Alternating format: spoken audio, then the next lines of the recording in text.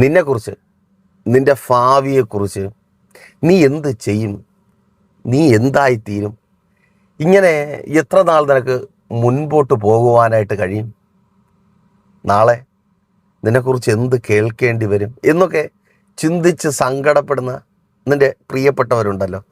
മക്കളെ, നിങ്ങളുടെ മാതാപിതാക്കളെക്കുറിച്ചാണ്. സഹോദരി, നിൻ്റെ ഭർത്താവിനെ കുറിച്ചാണ്. സഹോദര, നിൻ്റെ ഭാര്യയെക്കുറിച്ചാണ്. അവളുടെ ചിന്തയും ഉത്കണ്ഠയും ഒക്കെ ഈ സ്ഥിതി തുടർന്നാൽ എങ്ങനെ നിനക്കവിടെ സർവൈവ് ചെയ്യുവാൻ പറ്റും? എങ്ങനെ നിനക്കവിടെ പിടിച്ചു നിൽക്കുവാൻ കഴിയും?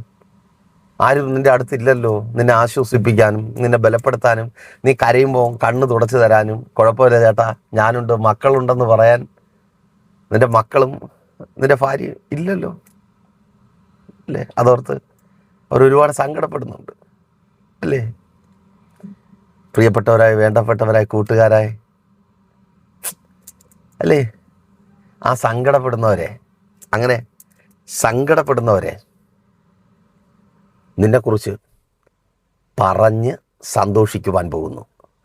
നീ ആയിരിക്കുന്ന അവസ്ഥയെക്കുറിച്ച്, അഥവാ നിന്നെ ദൈവം മാനിക്കുന്ന വിധങ്ങളെക്കുറിച്ച് പറഞ്ഞ് അവർ സന്തോഷിക്കുവാൻ പോകുന്നു. ഞാൻ രതീഷ്, നിങ്ങളായിരിക്കുന്ന പ്രഷർ ഫാമിലിയുടെ പ്രഭാതമന എന്ന പ്രതിദിന വചന സന്ദേശത്തിനൊപ്പം. നോക്കൂ, രൂത്തിന്റെ പുസ്തകം 4-ാം അധ്യായം 11-ാമത്തെ വാക്യം. അവിടെ വിധത്തിൽ രേഖപ്പെടുത്തപ്പെട്ടിരിക്കുന്നു, അതിന് പട്ടണവാതിൽക്കൽ ഇരുന്ന സകല ജനവും മൂപ്പന്മാരും പറഞ്ഞത്, ഞങ്ങൾ സാക്ഷികൾ തന്നെ, നിന്റെ വീട്ടിൽ വന്നിരിക്കുന്ന സ്ത്രീയെ യഹോവ റാഹേലിനെ പോലെയും ലേയായെപ്പോലെയും ആക്കട്ടെ. ഇവർ ഇരുവരുമല്ലോ ഇസ്രായേൽ ഗൃഹം പണിതത്. എഫ്രാത്തയിൽ നീ പ്രബലനും ബേത്ലഹേമിനും വിശുദ്ധനുമായിരിക്കുക. ഒരു വ്യക്തിയോടാണ് പറയുന്നത്. തൻ്റെ ഭാര്യ റാഹേലിനെ പോലെ ലേയായെപ്പോലെ ആകട്ടെ. യാക്കോബിന് 12 മക്കളെ ജനിപ്പിച്ചു നൽകിയ, ഇസ്രായേലിന് 12 ഗോത്രങ്ങളെ നൽകിയ അവരെ പോലെ ആകട്ടെ, അല്ലെങ്കിൽ അവർക്ക് തുല്യമാകട്ടെ. പറയുന്നത് ബോവസിനോടാണ്. ആരെക്കുറിച്ചാണ് പറയുന്നത്? രൂത്തിനെ കുറിച്ചാണ് പറയുന്നത്. നോക്കൂ, പ്രഷർ ഫാമിലിക്കൊപ്പമായിരിക്കുന്ന ഒരു സഹോദരൻ പ്രഷർ ഫാമിലിയിലേക്ക് തൻ്റെ പ്രാർത്ഥനാ വിഷയങ്ങൾ അറിയിക്കുവാൻ വിളിക്കുന്ന സമയത്ത് താൻ കടന്നുപോയ അവസ്ഥ, തൻ്റെ മാതാപിതാക്കൾക്ക് തന്നെക്കുറിച്ചുള്ള ഉത്കണ്ഠ, തന്നെ സ്നേഹിക്കുന്നവർക്ക്, തൻ്റെ പ്രിയപ്പെട്ടവർക്ക് നാട്ടിൽ നിന്ന് ഒരു ഗതിയും പരഗതിയും പിടിക്കാതെ എന്തൊക്കെ ചെയ്യുവാൻ പറ്റുമോ അതെല്ലാം ചെയ്ത് അതിലെല്ലാം പരാജയപ്പെട്ട് വലിയ ബാധ്യത വലിച്ചു വെച്ച് ഒരുപാട് പേർ തനിക്കൊപ്പം കാണുമെന്ന് ചിന്തിച്ച ഒരുപാട് പേർ തന്നെ ഒരു പട്ടിയെപ്പോലെ ആട്ടി ഓടിച്ചു. അദ്ദേഹം പറഞ്ഞ വാക്കുകളാണ്, എൻ്റെ വാക്കുകളല്ല. അങ്ങനെ അദ്ദേഹം ഒരു ഗൾഫ് രാജ്യത്തിൽ എത്തിച്ചേർന്നു. ഈ മോങ്ങാനിരുന്ന പട്ടിയുടെ തലയിൽ തേങ്ങ വീണെന്ന് പറയും പോലെ അദ്ദേഹം എത്തിപ്പെട്ട സമയത്താണ് കൊറോണ വന്നത്. ആ സമയത്താണ് പ്രഷർ ഫാമിലിയിലേക്ക് അദ്ദേഹം വിളിക്കുന്നത്.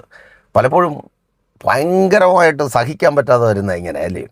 വളരെ പ്രതീക്ഷയോടെ ഒരുപാട് നാളത്തെ കഷ്ടപ്പാടിന് അറുതി വരുമെന്ന് വെച്ച് എന്തെങ്കിലും ചെയ്യും. ആ സമയത്ത് അതുവരെ ഇല്ലാത്ത എല്ലാ പ്രശ്നവും കൂടെ ഒരുമിച്ച് വന്നങ്ങ് കയറും. അപ്പോൾ ആ സഹോദരൻ അവിടെ എത്തി, ശരിക്കും പെട്ടു. സഹോദരൻ എത്തി കുറച്ച് ദിവസം കഴിഞ്ഞപ്പോഴായി കൊറോണ വന്നത്. ജോലിയൊന്നും ആയില്ല. സത്യം പറഞ്ഞാൽ ആ സഹോദരൻ പറഞ്ഞത്, ഞാൻ ഭിക്ഷ എടുത്തു, പക്ഷേ എനിക്കൊരു ആശ്വാസം ഉണ്ടായിരുന്നു. നാട്ടിൽ ഭിക്ഷ എടുത്തിരുന്നെങ്കിൽ എൻ്റെ പ്രിയപ്പെട്ടവർക്ക് അത് ഒരുപാട് വേദനയായിരുന്നു. തൻ്റെ അപ്പനും അമ്മയ്ക്കും ചില സുഹൃത്തുക്കളും പ്രിയപ്പെട്ടവരുണ്ട്, അവർക്കാണ്. ബാക്കിയുള്ളവർക്കൊക്കെ സന്തോഷവുമായേനെ. പക്ഷേ ഇവിടെ ആയതുകൊണ്ട് അവരാരും അറിയുന്നില്ലെന്നൊരു ആശ്വാസമുണ്ട്. പരിചയമുള്ളവരുടെ മുഖത്ത് നോക്കി കൈനീട്ടേണ്ടി വരുന്നില്ല എന്നൊരാശ്വാസമുണ്ട്. ഭിക്ഷ എടുക്കും പോലെ കഴിഞ്ഞു. ഒരു റൂമിനകത്ത് ഒരുപാട് പേരുടെ മനസ്സലിവ് കൊണ്ട് താമസിച്ചു. ആ ഇടയ്ക്കാണ് തൻ്റെ റൂമിലുള്ള ഒരാൾ, നമ്മുടെ വിശ്വാസ സഹോദരനാണ്. അദ്ദേഹത്തിന് വലിയ താല്പര്യമൊന്നുമില്ല, എങ്കിലും അദ്ദേഹം പറഞ്ഞതുകൊണ്ട് റൂം കൊടുക്കുന്ന ആളല്ലേ, ആഹാരം കൊടുക്കുന്ന ആളല്ലേ എന്ന് പറഞ്ഞ് പ്രഷർ ഫാമിലിയിലേക്ക് വിളിക്കുന്നു, സംസാരിക്കുന്നു. പിന്നെ ഇടയ്ക്കിടയ്ക്ക് സംസാരിക്കുവാനുള്ള അവസരങ്ങൾ കിട്ടി. പ്രതീക്ഷകളെല്ലാം നഷ്ടപ്പെട്ടായിരുന്ന തൻ്റെ ജീവിതത്തിൽ പുതിയ പ്രത്യാശയുടെ അനുഭവങ്ങളുണ്ടായി. അദ്ദേഹം ദൈവവചനം വായിക്കുവാൻ തുടങ്ങി, ഞങ്ങൾക്കൊപ്പം ചേർന്ന് പ്രാർത്ഥിക്കുവാൻ തുടങ്ങി. ഈ റൂംമേറ്റായ സഹോദരൻ പ്രഷർ ഫാമിലിക്കൊപ്പം ചേർന്ന് ഉപവസിക്കുന്ന ആളാണ്. നിങ്ങൾ ലോകത്തിൻ്റെ ഏത് ഭാഗത്തായിരുന്നാലും അദ്ദേഹത്തെ പോലെ പ്രഷർ ഫാമിലിക്കൊപ്പം ചേർന്ന് ഉപവസിക്കുവാനുള്ള അവസരമുണ്ട്. കൂടുതൽ വിവരങ്ങൾ ഫോൺ വിളിച്ചാൽ അറിയിക്കാം. അപ്പോൾ നോക്കൂ, ഇദ്ദേഹവും ഉപവാസ പ്രാർത്ഥനയിൽ പങ്കെടുത്തു. പങ്കെടുക്കുവാനായിട്ട് തുടങ്ങി. അങ്ങനെ മുൻപോട്ട് പോകുമ്പോൾ അദ്ദേഹം പറഞ്ഞ കാര്യമാണ്, പാസ്റ്ററെ, എൻ്റെ അപ്പനെ അമ്മയെ കുറിച്ച് ഓർക്കുമ്പോഴാണ് എൻ്റെ പ്രിയപ്പെട്ട ചിലർ എനിക്കുണ്ട് ഇപ്പോഴും ശേഷിക്കുന്നത്, അവരെക്കുറിച്ച് ഓർക്കുമ്പോഴാണ് ഭയങ്കര സങ്കടം. അവരയക്കുന്ന മെസ്സേജൊക്കെ എനിക്ക് ഷെയർ ചെയ്ത് തരും. അതൊക്കെ കേൾക്കുമ്പോൾ ഞാനീ പറഞ്ഞ വാക്കുകളാണ്, ഒരു ഉത്കണ്ഠയാണ്, എന്തായിത്തീരും, സങ്കടമാണ്. മോൻ അടുത്തില്ല, അവൻ്റെ ജീവിതം എന്തായി. കൊറോണ വന്ന കാര്യമൊക്കെ അവർക്കറിയാം. അപ്പോൾ മോൻ എങ്ങനെയാണ് ജീവിക്കുന്നത്, നാട്ടിലാണെങ്കിൽ എന്തെങ്കിലും ഞങ്ങൾ കുടിക്കുന്നതിൽ ഒപ്പമെങ്കിലും കൊടുക്കാമായിരുന്നല്ലോ എന്നുള്ള ആ ഒരു സങ്കടം, അങ്ങനെ ഭയങ്കര സങ്കടം. ഞാൻ ആ സമയത്ത് ദൈവത്തിൻ്റെ പരിശുദ്ധാത്മാവിനാൽ ആ സഹോദരനോട് പറഞ്ഞു, സഹോദര, ഇവർ നിന്നെക്കുറിച്ച് സന്തോഷത്തോടെ പറഞ്ഞാലും തീരാതെ പറയുന്നത് ഞാൻ കേൾക്കും, എൻ്റെ ചെവി കൊണ്ട് ഞാൻ കേൾക്കും, ഞാനത് വിശ്വസിക്കുന്നു. ആ സഹോദരനെ വിശ്വസിക്കുവാൻ തുടങ്ങി, പിന്നെയും പ്രാർത്ഥിക്കുവാനായിട്ട് തുടങ്ങി. വർഷം കുറേ കഴിഞ്ഞു. ഇപ്പോൾ ഞങ്ങൾ കൊട്ടാരക്കര മീറ്റിങ്ങിന് പോകുന്ന സമയത്ത് അവരുടെ വീട്ടിൽ കയറിയിട്ടാണ് ഞങ്ങൾ മീറ്റിങ്ങിനായിട്ട് പോകുന്നത്. അവിടെ നിന്ന് ഇറങ്ങി പോകാൻ വേണ്ടി ചിലപ്പോൾ ഞങ്ങൾ ഇറങ്ങി ഓടാറുണ്ട്. കാരണം ഇവരിത്ര പറഞ്ഞാലും തീരത്തില്ല. അவ்விധത്തിൽ ആർക്കും വേണ്ടാതെ, ഒരു ഗതിയും പിടിക്കാതെ, ബാധ്യതകൾ വരുത്തി വെച്ച് ഒന്നിനും കൊള്ളാത്തവരെന്ന് മറ്റുള്ളവർ മുദ്ര കുത്തി പ്രിയപ്പെട്ട മാതാവിനും പിതാവിനും വേദനയായി തീർന്ന മകനെ ദൈവം മാനിച്ചു. ആർക്കും വേണ്ടാത്ത, ഒന്നിനും കൊള്ളാത്ത, അതെ, എവിടെയെങ്കിലും പോയി നശിക്കട്ടെ, അത് കണ്ട് സന്തോഷിക്കുവാൻ കാത്തിരിക്കുന്നവർ, അവരുടെ കൂട്ടത്തിന് മുൻപിൽ നിൻ്റെ പ്രിയപ്പെട്ടവർ തേങ്ങുന്നുണ്ട്. നിൻ്റെ നാളെ എന്തായിത്തീരും? മോനെ, മോളെ, നിങ്ങളെങ്ങനെ ജീവിക്കും? നിങ്ങളുടെ മുൻപോട്ടുള്ള ജീവിതം എന്തായിത്തീരുമെന്ന് കരയുന്ന, സങ്കടപ്പെടുന്ന അവർ നിന്നെക്കുറിച്ച് വാതോരാതെ സന്തോഷത്തിൻ്റെ വാക്കുകൾ പറയുവാൻ പോകുക. അவ்விധത്തിൽ പ്രിയ മകനെ, മകളെ, എൻ്റെ കർത്താവ് നിന്നെ മാനിക്കും. നിൻ്റെ മാതാപിതാക്കളുടെ സാക്ഷ്യമായി നിൻ്റെ മാതാപിതാക്കൾ വാതോരാതെ പറയുന്ന സന്തോഷമായി എൻ്റെ ദൈവം നിന്നെ മാനിക്കും. ഓ, താങ്ക് യു ലോർഡ്. ഗതി പിടിക്കാതെ ഓടിപ്പോയിടത്ത്, ആമേൻ, യെസ്, അതൂത് ഏറ്റെടുത്ത് പ്രാർത്ഥിച്ചു. എവിടെ നിന്നാണോ നീ ഗതി പിടിക്കാതെ ഓടിപ്പോയത്, എവിടെ നിന്നാണോ നീ ഒന്നും ആകുവാൻ കഴിയാതെ ഓടിപ്പോയത്, എവിടെ നിന്ന് നീ ഓടിയപ്പോഴാണോ ഒരു വലിയ കൂട്ടം സന്തോഷിച്ചത്, അവിടെ നീ മാനിക്കപ്പെടുവാൻ പോകുന്നു. ഓ ഷബറതലമാശകനെ, വിശ്വാസത്തോടെ പ്രാർത്ഥിക്കുക സഹോദര. സ്തോത്രം. ഓടിയതല്ലേ, ജീവനും കൈ പിടിച്ചത്, നാണം കെട്ട് ഓടിയതാ നീ. പക്ഷെ ഇപ്പോൾ അവിടെ നിന്നെ കർത്താവ് മാനിക്കുവാൻ പോകുന്നു. ആ രാജ്യത്ത് നീ എത്തപ്പെട്ട സ്ഥാനത്ത്, പ്രിയ സിസ്റ്റർ, നിൻ്റെ ഭർത്താവ് എത്തപ്പെട്ട സ്ഥാനത്ത്, നീ എത്തപ്പെട്ട സ്ഥാനത്ത് എൻ്റെ കർത്താവ് നിന്നെ മാനിക്കുവാൻ പോകും. ഓ അമ്മേൻ, നോക്കൂ, രൂത്ത് മാനിക്കപ്പെടുകയാണ്. അമ്മേൻ. ഈ രൂത്തിനെ കുറിച്ച് രൂത്തിൻ്റെ പുസ്തകം 1-ാം അധ്യായം മുതൽ നിങ്ങൾക്ക് കാണുവാനായിട്ട് കഴിയും.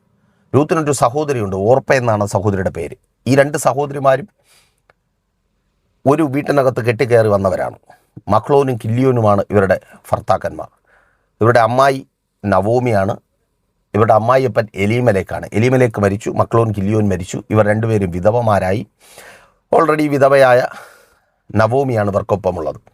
അപ്പോൾ 1-ാം അധ്യായം നിങ്ങൾ വായിച്ചു നോക്കുക.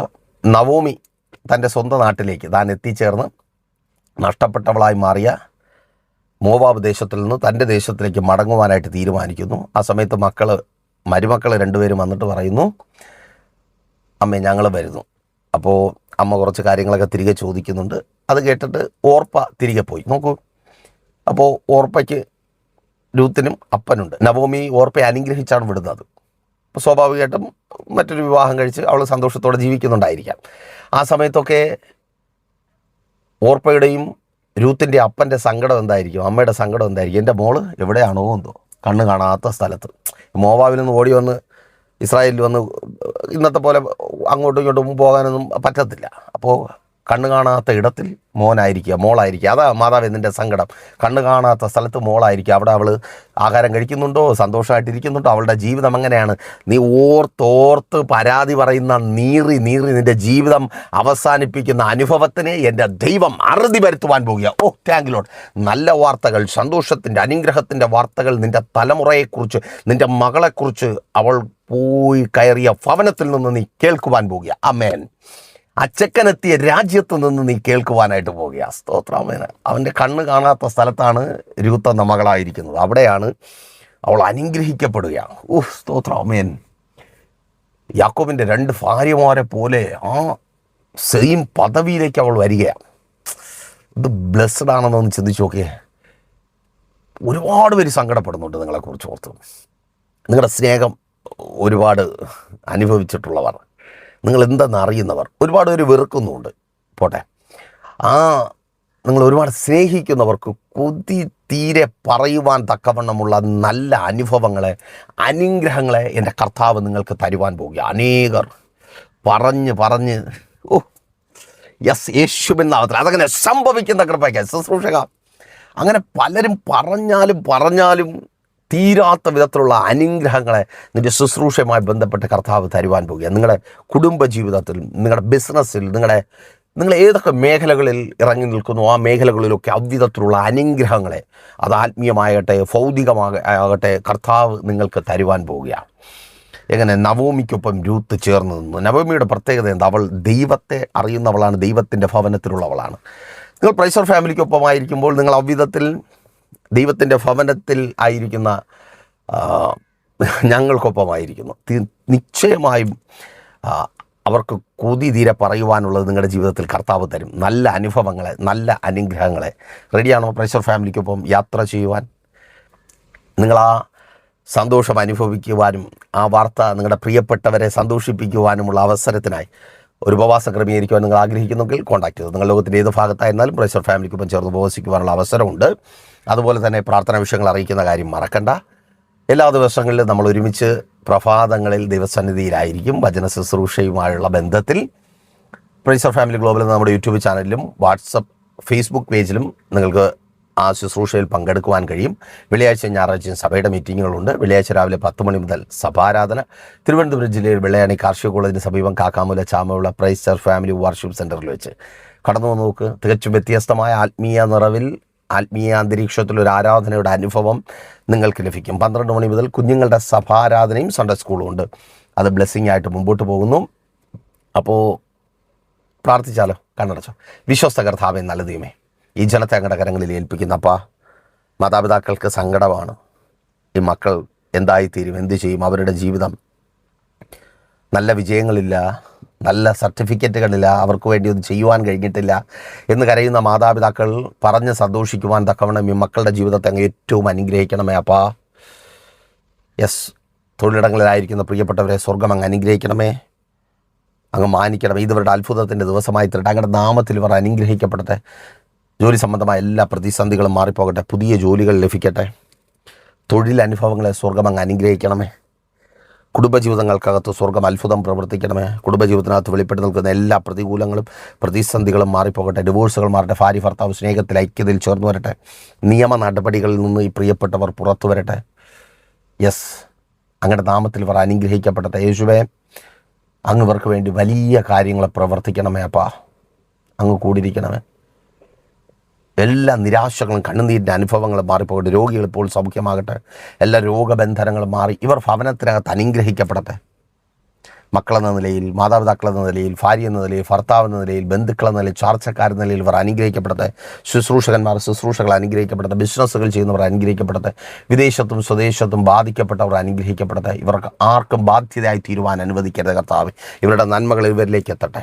എല്ലാ വെല്ലുവിളികളും അഴിഞ്ഞു മാറും. പ്രാർത്ഥനയുടെ കൃപയ്ക്കായി സ്തുതിക്കുന്നു യേശുവിൻ നാമത്തിൽ തന്നെ, ആമേൻ. അപ്പോൾ മറക്കാതെ നിങ്ങളുടെ വിലയേറിയ അഭിപ്രായങ്ങളും നിർദ്ദേശങ്ങളും ഞങ്ങൾ അറിയിക്കുക മാത്രമല്ല, നിങ്ങൾ പ്രൈസർ ഫാമിലിക്കൊപ്പം ചേർന്ന് നിൽക്കുക. നിങ്ങളുടെ പ്രിയപ്പെട്ടവരെയും ചേർത്ത് നിർത്തുക. നമുക്കൊരുമിച്ച് പ്രാർത്ഥിച്ച് ഉപവസിച്ച് പ്രാപിക്കാമെന്നേ. നാളെ ദൈവം വെച്ചാൽ നമ്മളിപ്പോൾ ഒരുമിച്ചായിരുന്നു കേട്ടനുഗ്രഹം പ്രാപിച്ച പ്രൈസർ ഫാമിലിയുടെ പ്രഭാതമല്ലേ എന്ന പ്രതിദിന വചന സന്ദേശത്തിൽ അപ്പോൾ നമ്മൾ ഒരുമിച്ച് തന്നെ ആയിരിക്കും. അതുവരെയും പ്രിയർ, have a nice day. Praiser family global മിനിസ്ട്രിയുടെ വിശുദ്ധ സഭാരാധന എല്ലാ ഞായറാഴ്ചയും രാവിലെ 10 മണി മുതലും എല്ലാ വെള്ളിയാഴ്ചകളിലും ഉപവാസവും ഓൺലൈൻ മധ്യസ്ഥ പ്രാർത്ഥനയും രാവിലെ 11 മണി മുതലും ഞങ്ങൾ നിങ്ങൾക്കായി ലൈവിൽ പ്രാർത്ഥിക്കുന്നു. നിങ്ങളുടെ പ്രാർത്ഥനാ വിഷയങ്ങൾ കമന്റ് ചെയ്യുക. പ്രൈസർ ഫാമിലി ഗ്ലോബൽ എന്ന നമ്മുടെ യൂട്യൂബ് ചാനലിലൂടെ നിങ്ങൾ ലോകത്തിന്റെ ഏത് ഭാഗത്തായിരുന്നാലും ഞങ്ങൾക്കൊപ്പം ചേർന്ന് പ്രാർത്ഥിക്കുവാനും ആരാധിക്കുവാനും അവസരമുണ്ട്. നേരിട്ട് ആരാധനയിൽ പങ്കെടുക്കുവാനും വിടുതൽ പ്രാപിക്കുവാനും ആഗ്രഹിക്കുന്നവർ ഞായറാഴ്ച രാവിലെ കാർഷിക കോളേജിനടുത്ത് കാക്കാമൂല ചാമ്പവിളയിലെ പ്രൈസർ ഫാമിലി വർഷിപ്പ് സെന്ററിലേക്കും നിങ്ങളുടേതായ ഒരു വിഷയത്തിനു വേണ്ടി പ്രാർത്ഥിക്കുവാനും കൗൺസിലിംഗിനുമായി സ്ക്രീനിൽ കാണുന്ന നമ്പറിൽ കോൺടാക്ട് ചെയ്യുക. നിങ്ങൾക്കും ഈ പ്രോഗ്രാം സ്പോൺസർ ചെയ്യുവാനും കർത്താവായ യേശുക്രിസ്തുവിന്റെ സുവിശേഷം അനേകരിലേക്ക് എത്തിക്കുവാനും അവസരമുണ്ട്. പ്രാർത്ഥനയോടെ വിളിക്കുക. ആമേൻ.